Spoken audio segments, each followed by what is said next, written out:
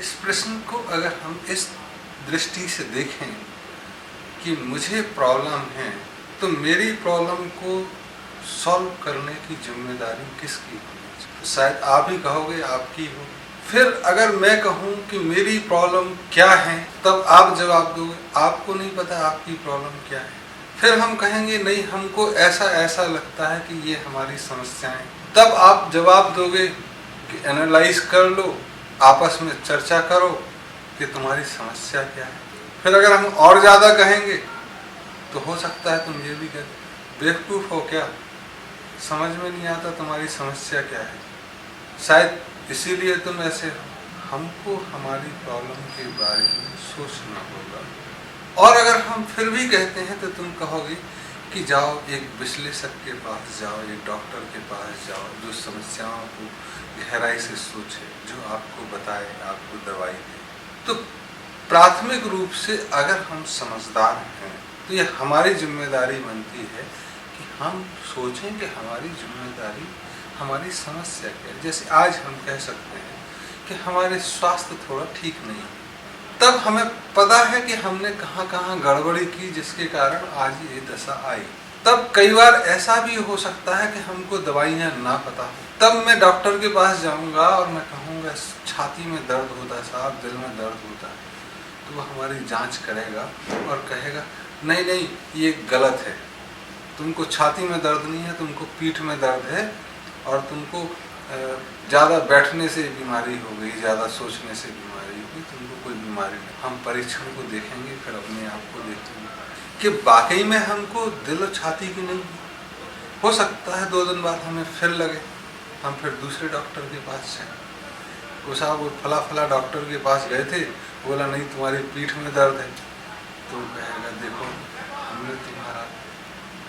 हमने तुम्हारा treadmill test कर दिया, दोनों में तुम पास हो गए, तुमको बीमारी ये नहीं, तुम और क्या क्या करते हो, बहुत सिगरेट पीते, अच्छा लंग्स की प्रॉब्लम हो सकती, हम बैठे रहते हैं रात भर पढ़ते रहते हैं, कॉफ़ी पीते, अच्छा गैस भी हो सकती, बैठने से रीढ़ की हड्डी की समस्या। तब एनालिसिस शुरू होगा। लेकिन शुरुआत तो ये होगी कि मैं डॉक्टर के पास जाऊँ, मैं कहूँ कि मुझे समस्या है। अगर ऐसा भी हो सकता है कि कल के दिन डॉक्टर मेरे यहाँ आए और रूटीन चेकअप के लिए कहे कि नरेंद्र अग्रवाल आपका रूटीन चेकअप करना, तब कहें हो सकता है कहीं हमको नहीं कराना जी, आप अगले दरवाजे चलें। कई बार जहाँ हम काम करते हैं वहाँ सालाना चेकअप होता है, हम कभी नहीं गए, तो कोई दूसरा कहेगा कि वो चेक करेगा और आपको बताएगा आप संजीदा होते हैं या नहीं, इस बात पे शक हो सकता है कि फ्री में हो रहा है मैं करा लूँ और जो बताए वो मानूं या ना मानूं। लेकिन जिस दिन मुझे लगेगा कि मुझे समस्या है और मुझे दूर करनी है, तो ठीक करने के लिए और ठीक होने की तरफ ये पहला कदम होता है कि मुझे अपनी समस्या पता होना चाहिए। तो पहली समस्या अगर मेरी है तो मुझे अपने बारे में ही जानकारी लेनी, अपने बारे में ही सोचना होगा, क्या आज के चाल चलन के हिसाब से, आबो हवा के हिसाब से जैसा समाज चल रहा है मैं ठीक हूँ? तब मुझे लगेगा नहीं, फलाने का बच्चा इतना अच्छा पढ़ रहा है, मेरा बच्चा अच्छा नहीं पढ़ रहा है, उसका बच्चा बच्चे जैसा लगता है, मेरा बच्चा मोटा बच्चा लगता है, मेरी पत्नी थोड़ी मोटी हो गई, मेरे को चश्मा लगने लगा, मेरे घर में वो सुख सुविधाएँ नहीं है जो पड़ोसी की। तब मैं हो सकता है कहूँ कि नहीं वो कमाई का उनका दूसरे जरिए है, हमारे खर्चे दूसरे, इसलिए हमारे यहाँ हम एनालाइज करेंगे, तब जाके हो सकता है कि मैं कहूँ स्वास्थ्य के बारे में हमको सोचना होगा, नहीं तो अगले 10 साल में बच्चे बड़े होंगे, कमाई का जरिया बिगड़ जाएगा, परिवार बिखर जाएगा, हमारे जो आस पड़ोस के हमारे ऊपर आश्रित हैं या हमसे सहयोग की अपेक्षा करते हैं, उनकी सहयोग भी होता रहे, उसके लिए हमें ये करना। अगर हम कहीं कमी पाते हैं तो हम उसके विश्लेषक के पास जाएं, लेकिन सबसे पहले तो हमें अपने पर भरोसा होना चाहिए, हमको महसूस करना चाहिए कि हमारी समस्याएं ये दूसरे की समस्या नहीं है। मान लो हमको ठंड लगती है तो हम अपने नाप का कोट बनवाएंगे या रेडीमेड ले आएंगे और पहनने लगे, समस्या हमारी है और हल पड़ोसी का हो जाए, तो ऐसा कुछ हो सकता है। दिक्कत यही है कि समस्या हमारी होती है और समाधान के लिए लोग अमेरिका जाते हैं, इंग्लैंड जाते हैं, जापान जाते हैं, कोरिया जाते हैं, सऊदी अरब जाते हैं, ईरान इराक जाते हैं। हमको अपने पे भरोसा होगा, ये सबसे प्राथमिक कि हमारी समस्याएं हम समझें और हम अपने हिसाब से ठीक करें। आपकी राय लेनी होगी तो ले लेंगे, लेकिन आपका पैंट शर्ट नहीं पहनेंगे। अपनी ताकत से खड़े होना जरूरी है। तो पहले एक भिखमंगेपन की आदत से, दूसरों से सहायता लेने की बात बंद करें और अपने पे खड़ा होना शुरू। फिर दुनिया में दो तरह की चीजें हैं कि एक, अगर हम बहुत उन्नत होते हैं तो विकास की दशाएं हैं कि पहले हम भौतिक चीजें इकट्ठी करते हैं, काम करते हैं, मकान इकट्ठा किया, कपड़े इकट्ठे, फिर हमारा अपने शरीर से बच्चों पे, परिवार पे प्यार उमड़ता है। तब अर्थ से कर्म पे, जिसको आप प्यार करते हैं उसको भी कुछ देते। फिर क्षेत्रीय प्यार पे आता है, जब अपना परिवार पल गया तब पड़ोसी में कोई भूखा न रहे, इस प्यार, क्षेत्रीय प्यार, ये रिलीजन कहलाता है।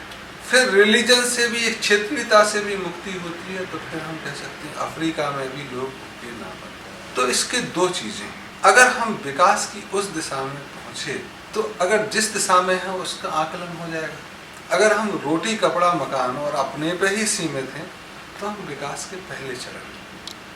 अगर हम जिसको प्यार करते हैं, अपनी पत्नी, पति, बच्चे, माँ, बाप, भाई, बहन, उन सब का भी देख रेख करते हैं तो कहा जा सकता है हम विकास के दूसरे चरण। अगर हम अपने सहोदर, अपने गांव, अपने जाति भाइयों का भी ख्याल रखते हैं तो हम विकास की तीसरी दिशा में। और अगर हम भारत से उठ के Bangladesh, Pakistan, Indonesia, Sri Lanka, Burma, Bhutan, China, इन सब का भी ख्याल करते हैं तो शायद हम अपने विकास के चरम पर पहुंच गए हैं, जो मोक्ष भी कहा जाता है और रियल सेंस में स्पिरिचुअलिटी, आध्यात्मिकता कही जाती है। इसको अगर उल्टे देख लें हम कि आप विकास की किस दिशा में हैं, तो अगर तीसरी दिशा में हैं तो हमारे धार्मिक स्थान ठीक होंगे, वहाँ कोई आने जाने वाला भूखा वापस नहीं जाएगा, कोई इच्छा है तो उसकी पूर्ति होगी, उसके धार्मिक स्थान ठीक होंगे। क्योंकि विकास की अगर तीसरी दशा है तभी तो धार्मिक स्थान ठीक होंगे, अगर दूसरी दशा है तो घर ठीक होगा,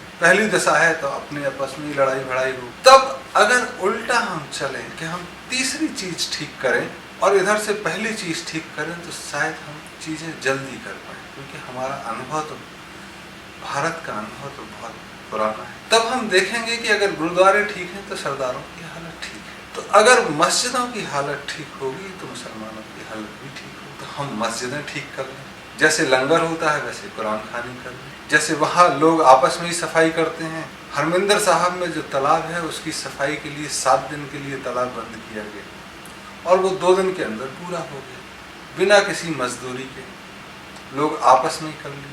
तो ऐसा अगर हम अपने मस्जिदों के प्रति कर सकते, आसपास की सफाई, तो फिर हमें बाहर झांकने की जरूरत नहीं पड़ेगी। कमोबेश यही मंदिर के लिए या दूसरे धर्म के धार्मिक स्थान।